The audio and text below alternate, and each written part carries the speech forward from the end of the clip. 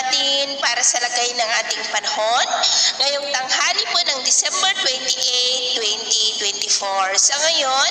ay walang anumang sama ng panahon sa loob at labas ng ating area of responsibility, pero nakakaranas pa rin po tayo ng cloudy skies with isolated light to heavy rains sa iba't ibang bahagi ng ating bansa. Dulot po ng iba't ibang weather system, amihan ang nakakaapekto dito sa northern part ng Northern Luzon, easterly sa may Southern Luzon at Visayas, habang ang shear line o yung imaginary line ng hangganan ng malamig na hanging amihan at mainit na easterlies na nag-i-extend po dyan sa may Central Luzon at ang ITC zone na nakakaapekto po sa may Mindanao at Palawan. At sa ating long range forecast ay wala naman pong bagyo na namamataan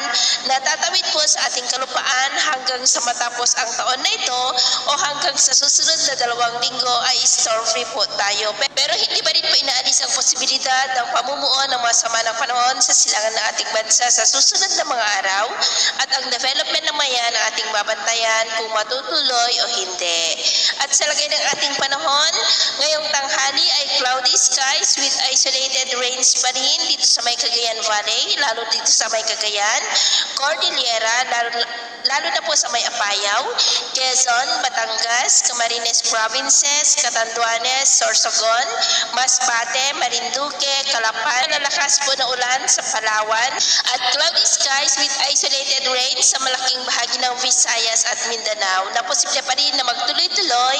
ang cloudy skies with isolated rain sa mga susunod na oras dito sa may Northern Luzon, Southern Luzon, Visayas at Mindanao, kaya mag-ingat po tayo sa banta ng mga pagbaha at pagguho ng lupa, lalo na at posible ang malalakas na ulan ngayon dyan sa may Palawan. Sa atin naman pong mga baybayin, iwasan na muna natin ang papalaot sa mga baybayin ng Northern Luzon, maging sa kanlurang baybayin ng Central Luzon, Quezon Province Seaboard, dahil ang mga alon dyan ay posible po na aabot hanggang sa 2 to 4 meters height. Kaya hanggat maaari po,